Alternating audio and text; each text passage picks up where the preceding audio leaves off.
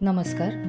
New era ॲस्ट्रॉलॉजीमध्ये तुमचं स्वागत आहे. आज आपण एका दुर्मिळ आणि इंटरेस्टिंग घटनेविषयी बोलणार आहोत. ही घटना जानेवारीपासून ते 2025 संपूर्ण वर्षभर घडणार आहे आणि त्याच्यामुळे आपल्या आयुष्यात असे काही ट्रेंड्स येणार आहेत, म्हणजे आपल्या वैयक्तिक आयुष्यात पण येणार आहेत आणि ॲज अ सोसायटी किंवा ओव्हरऑल सगळ्या जगामध्ये पण ते बदल घडणार आहेत आणि ते बदल आपल्यावरती खूप खोलवर परिणाम करणार आहेत. तर ते कुठले ट्रेंड असतील तर इकॉनॉमी म्हणजे अर्थव्यवस्था, नंतर आपलं हेल्थविषयी म्हणजे आपल्या आरोग्याविषयी असतील आणि आपण जे टेक्नॉलॉजी वापरतो त्याविषयी असतील. तर ही घटना काय आहे ते आधी आपण समजून घेऊयात. मी शक्य होईल तेवढं सोपं करून सांगायचा प्रयत्न करते.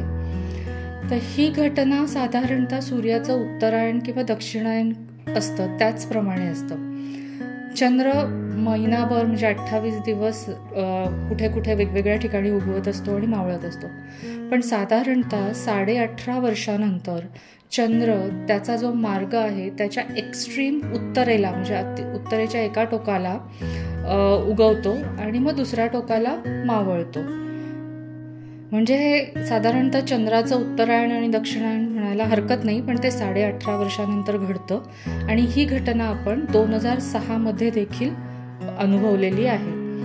आणि होतं असं की साधारण तो त्या एक्स्ट्रीम टोकाला जेव्हा उगवतो तेव्हा काही दिवस तो तिथेच उगवत राहतो आणि तोच पाथ तो घेतो, म्हणजे तोच मार्ग अवलंबतो आणि तिकडे दुसऱ्या टोकाला तो मावळतो. त्यामुळे तो एका ठिकाणी स्थिर झाल्यासारखा वाटतो.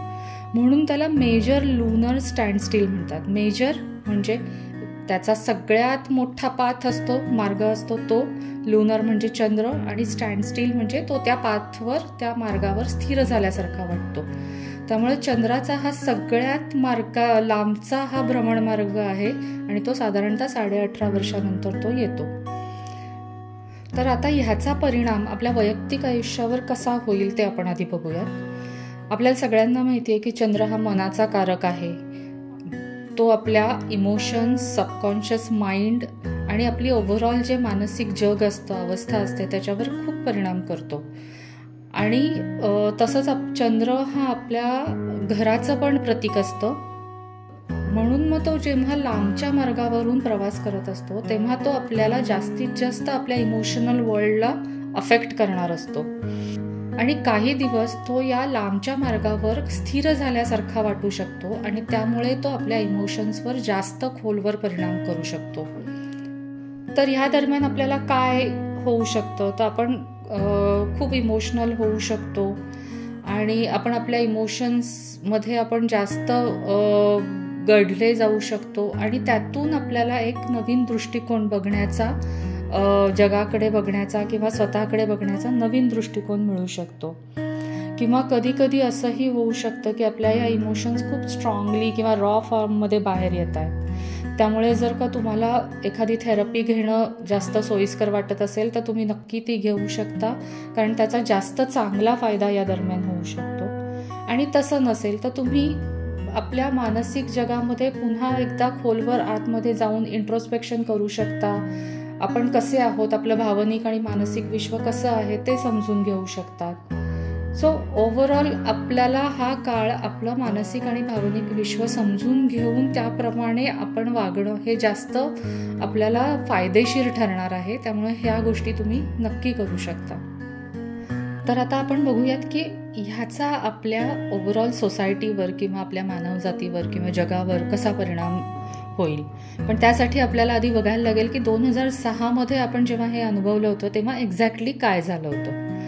तर 2006 मध्ये खूप महत्त्वाचे असे 3 ट्रेंड आपण अनुभवले ज्याच्यामुळे आपलं आयुष्य बरंच बदललं. तर पहिला ट्रेंड होता अर्थव्यवस्थेमध्ये बदल झाला. म्हणजे काय, तर 2006 मध्ये आपण जागतिक लेवलला इन्फ्लेशन म्हणजे महागाईचा अनुभव घेतला आहे. म्हणजे त्या दरम्यान इन्फ्लेशन खूप वाढलं, बऱ्याच जणांना हे आठवतही असेल. आणि त्यामागचं मुख्य कारण होतं की रिअल इस्टेट मार्केटमधली वाढ आणि घराच्या आणि ओव्हरऑल बांधकामाच्या ज्या काही किमती होत्या त्या बऱ्याच इतर देशांमध्ये सुद्धा खूप वाढत गेल्या आणि त्याचा परिणाम म्हणून आपली ओव्हरऑल अर्थव्यवस्था महागाईच्या याच्यात अडकली गेली. आणि त्यातच दुसरा ट्रेंड असा आला होता की स्पेक्युलेटिव्ह इन्व्हेस्टमेंट ज्याला आपण म्हणतो, म्युच्युअल फंड्स, शेअर्स आणि इतर कर्ज पद्धती त्या मार्केटमध्ये नव्याने आल्या. म्हणजे पर्टिक्युलरली म्युच्युअल फंड्स नव्याने आले होते आणि त्याचाही अर्थव्यवस्थेवर बऱ्यापैकी परिणाम झाला होता. सो असा एक ओव्हरऑल ट्रेंड आपल्याला दिसतोय की इकॉनॉमीमध्ये बराच बदल घडला, पॅटर्न्समध्ये बराच बदल घडला 2006 आणि ऑनवर्ड. त्याच्यानंतर दुसरा ट्रेंड असा आला होता की टेक्नॉलॉजीमध्ये खूप फास्ट डेव्हलपमेंट झाली आणि ही डेव्हलपमेंट जी काही झाली त्याच्यामुळे आपण एकमेकांशी जे कम्युनिकेट करतो किंवा डेटा शेअर करतो त्याच्यामध्ये कम्प्लिटली, म्हणजे ज्याला आपण आमूलाग्र बदल म्हणतो ना, तो झाला. कारण 2006 फेसबुक, ट्विटर आणि यूट्यूब हे लॉन्च झाले होते आणि आपण ते वापरायला लागलो होतो. आणि त्याच्यामुळे आपण ओव्हरऑल एकमेकांशी जे काही पूर्वी कम्युनिकेट करायचं 2006च्या आधी ते आणि त्याच्यानंतर ह्याच्यामध्ये कम्प्लीट बदल झाला. आपण एकमेकांशी कनेक्ट झालो आणि बदलत गेलं, म्हणजे ॲज अ सोसायटी आपण कसे वागतो हेच बदलत गेलं. नंतर स्मार्टफोन अजूनच स्मार्ट झाले, म्हणजे सॉफिस्टिकेटेड झाले. मॅकबुक, HD DVD, वायफाय आणि इतर ॲप्लिकेशन हे सगळे इंट्रोड्यूस झाले त्या दरम्यान. त्यामुळे सोशली आपण जे काही कनेक्ट होतो त्याचा मार्ग कम्प्लिटली बदलला. नंतर तिसरा ट्रेंड असा होता की आपली हॉलिस्टिक हेल्थ, म्हणजे ज्याला आपण सर्वांगीण आरोग्य म्हणतो, त्याच्या अवेअरनेसमध्ये खूप वाढ झाली. म्हणजे जगभरात वेगवेगळ्या देशांमध्ये आयुर्वेद, योगा, ॲक्युपंक्चर, मेडिटेशन याविषयीचा अवेअरनेस वाढला. त्या रिलेटेड क्लासेस, सेंटर्स यामध्येही वाढ झाली आणि लोकांना असं गरज वाटू लागली या सगळ्या गोष्टींचा उपयोग करण्याची. आणि ही सगळी माहिती आपल्याला खूप सहज उपलब्ध होऊ लागली. म्हणजे पूर्वीच्या 2006च्या आधीच्या मनाने 2006 नंतर आयुर्वेद आपल्या जास्त जवळ आला असं म्हणायला हरकत नाही. तर हे झाले 3 महत्त्वाचे ट्रेंड्स जे आपण 2006 अनुभवले. आता आपण असं बघूयात की 2025 आपण काय एक्सपेक्ट करू शकतो. तर हे जे 3 महत्त्वाचे ट्रेंड आहेत तेच पुढे जास्त प्रगत होतील, इव्हॉल्व्ह होतील. तर हॉलिस्टिक हेल्थमध्ये, म्हणजे सर्वांगीण आरोग्यामध्ये, अवेअरनेसमध्ये जास्त वाढ होईल. जे खूप लोकांना असं वाटायला लागेल की माझं मानसिक, शारीरिक आणि स्पिरिच्युअल आरोग्य चांगलं राहायला पाहिजे आणि त्यासाठी मी काहीतरी करायला पाहिजे. नंतर ह्या ज्या ऑल्टरनेट हिलिंग प्रॅक्टिसेस आहेत, म्हणजे योगा, ॲक्युपंक्चर, मेडिटेशन, आयुर्वेद, ह्या सगळ्या जे काही ऑल्टरनेटिव्ह हिलिंग प्रॅक्टिसेस आहेत त्यांना मुख्य प्रवाहात आणलं जाईल. म्हणजे मेनस्ट्रीम मेडिसिनचा दर्जा मिळेल त्याच्यामध्ये, अशी होण्याची शक्यता खूप आहे.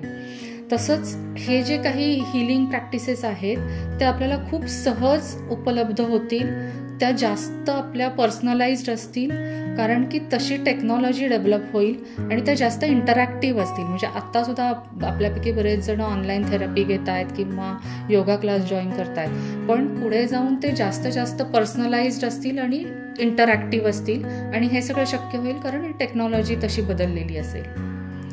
नंतर दुसरा म्हणजे इकॉनॉमिक डेव्हलपमेंटमध्ये आपण बघूयात की काय होईल. सो 2025च्या शेवटी आपण पुन्हा एकदा असं लक्षात येईल की किमती वाढत चालल्या आहेत, थोडीशी महागाई पण वाढत चालली आहे आणि म्हणजे हा एक ट्रेंड आपल्याला दिसेल. तसंच इंटरनॅशनल बिझनेसेस, म्हणजे बरेच लोक ऑनलाईन बिझनेसेस करतायत, इंटरनॅशनल खूप सोपं झालं आहे, तर त्या रिलेटेड काही नवीन फायनान्शियल पॉलिसीज आणि अर्थव्यवस्थेमध्ये बदल होईल. आणि हा बदल जो आहे तो सोशल मीडिया आणि टेक्नॉलॉजिकल डेव्हलपमेंटमुळे केला गेला जाईल आणि तो आपल्यासाठी चांगला पण असेल आणि तो सपोर्ट करणारा पण असेल. आता तिसरा ट्रेंड होता टेक्नॉलॉजीमधला बदल. तर तो बदल अतिशय प्रचंड असणार आहे. त्याच्यामुळे आपलं रोजचं आयुष्य बदलणार आहे. आपल्याला ऑलरेडी माहिती आहे AI आणि ChatGPT आलेलं आहे, पण हे AIमुळे खूप म्हणजे ज्याला बिग रिव्होल्युशन म्हणतात ना, तशी प्रगती होणार आहे आणि खूप वेगवेगळ्या क्षेत्रांमध्ये AIमुळे बदल घडणार आहे. त्यातली मुख्य क्षेत्र म्हणजे हेल्थकेअर, म्हणजे आरोग्य व्यवस्था आणि शिक्षण व्यवस्था, याच्यामध्ये AI खूप वापरलं जाईल. तसंच इंटरनेट ऑफ थिंग्स आणि अदर टेक्नॉलॉजिकल डेव्हलपमेंटमुळे आपलं जे डिजिटल लाईफ आहे, डिजिटल आयुष्य आहे, ते जास्त एकत्रित झालं आहे की काय असं वाटेल आणि त्याच्यामुळे आपली घरं, शहरं खूप जवळ आल्यासारखी वाटतील. सो हे असे खूप वेगवान असे बदल घडत जाणार आहेत. टेक्नॉलॉजिकल डेव्हलपमेंट, इकॉनॉमिक डेव्हलपमेंट आणि आपल्या आरोग्याविषयीची जागरूकता, आणि ह्या सगळ्याशी जुळवून घेताना आपलं मानसिक, शारीरिक आणि स्पिरिच्युअल आरोग्य नक्कीच चांगलं राहायला पाहिजे आहे. आणि त्यासाठी आपण काय करू शकतो याचा विचार आपण करायला पाहिजे आहे. स्वतःचा शोध घेता आला पाहिजे आपल्याला. आणि हे सगळं करण्यासाठी तुम्हाला खूप खूप शुभेच्छा. तुम्हाला जर का हा व्हिडिओ आवडला असेल तर नक्की लाईक करा, आणि ज्यांना हे ऐकण्याची गरज आहे त्यांच्याबरोबर शेअर करा आणि सबस्क्राईब करा. आणि तुम्हाला जर का पर्सनलाइज रीडिंग हवं असेल, ॲस्ट्रॉलॉजिकल रीडिंग, तर तुम्ही आम्हाला इंस्टाग्रामवर मेसेज करू शकता. So thank you so much.